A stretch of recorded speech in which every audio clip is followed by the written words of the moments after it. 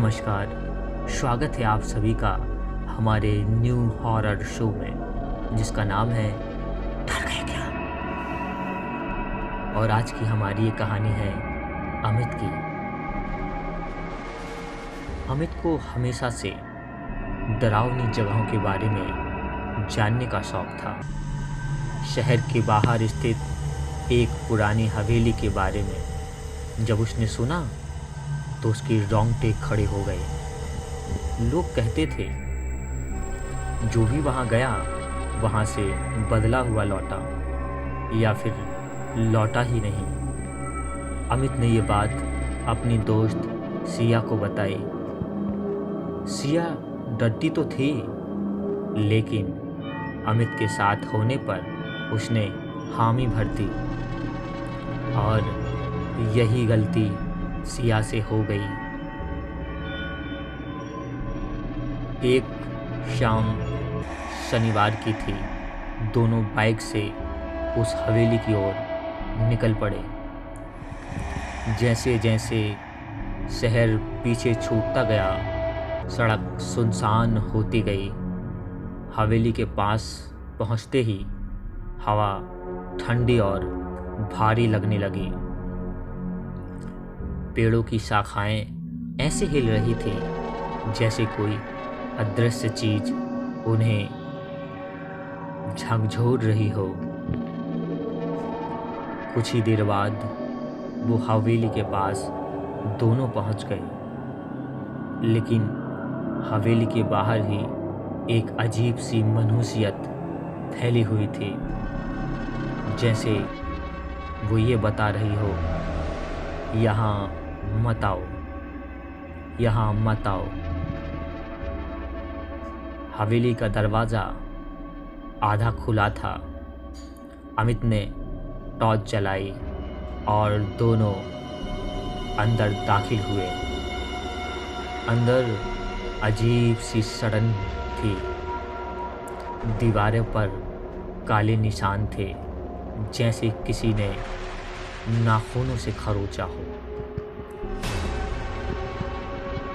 सिया ने जब ये सब देखा तो वो अंदर से डर गई और कांपती हुई आवाज़ में बोली,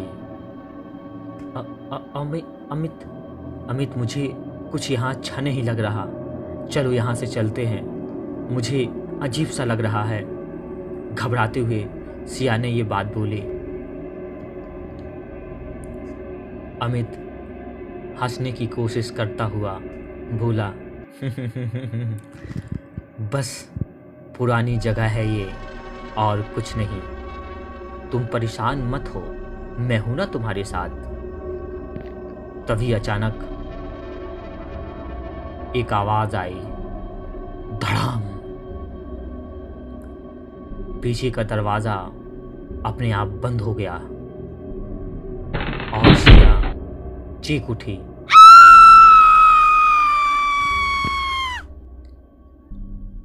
कौन है? कौन है यहाँ? अमित ने दरवाजे के पास जाकर उस दरवाजे को खोलने की कोशिश की, लेकिन वो दरवाज़ा टस से मस नहीं हो रहा था।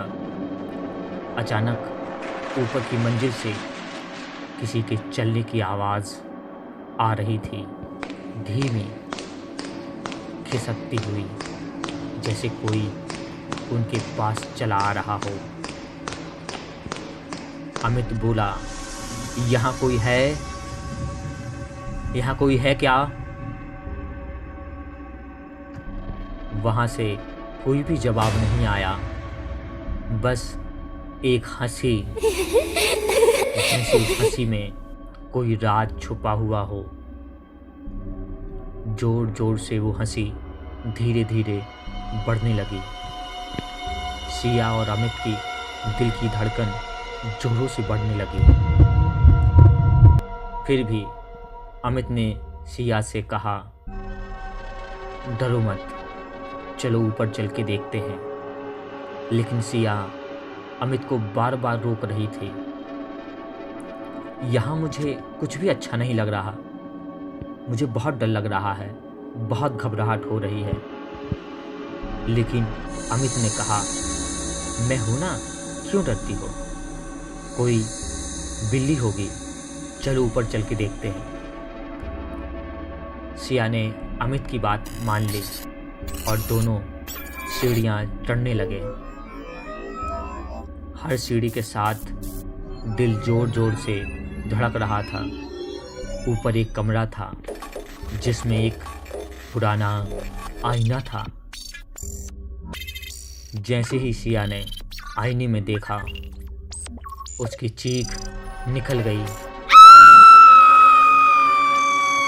आईने में उसका प्रतिबिंब नहीं था, बल्कि एक औरत खड़ी थी। लंबे उलझे बाल, खून से भरी आंखें और एक टेढ़ी मुस्कान, जैसे वो कह रही हो, बहुत बड़ी गलती कर दी है तुमने यहाँ आके, अब यहाँ से कैसे जाओगे? अमित ने पीछे मुड़कर देखा, कोई नहीं दिखा।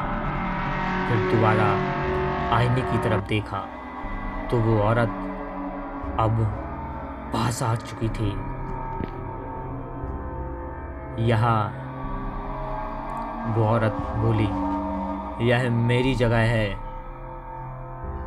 उसने फुसफुसाकर कहा। हवेली की दीवारें कांपने लगीं। दरवाजे अपने आप खुल रहे थे, बंद हो रहे थे। अचानक सिया जमीन पर गिर पड़ी। उसकी आंखें सफेद हो गईं। अमित उसे हिलाने लगा, लेकिन तभी उसे महसूस हुआ कमरे का तापमान बर्फ जैसा हो चुका था। किसी ने कान के पास सांस ली। तुम दोनों ने मुझे जगा दिया, अब मैं तुम दोनों को सुला दूंगी। अमित ने पूरी ताकत से सिया को उठाया और भागने लगा। सीढ़ियाँ अब ख़त्म होने का नाम नहीं ले रही थी। बार बार सीढ़ियों पर भागते भागते वो दोनों थक चुके थे और घूम फिरकर एक ही जगह पे थे। हवेली अंदर से बदल चुकी थी। रास्ते घूमते जा रहे थे। हर तरफ वही हंसी गूंज रही थी। आखिरकार उन्हें सामने रोशनी दिखी। अमित ने छलांग लगाई और दोनों हवेली से बाहर गिर पड़े। जैसे ही वो बाहर आए, हवेली के दरवाजे जोर से बंद हो गए। सुबह जब लोग वहां पहुंचे तो हवेली फिर से वीरान थी। अमित और सिया जिंदा थे, लेकिन बदले हुए। सिया कभी बोल नहीं पाई। अमित हर रात नींद में वही हंसी सुनकर चीखता है और कहते हैं, जो भी उस हवेली के पास से गुजरता है उसे आईने में 3 परछाइयाँ दिखाई देती हैं।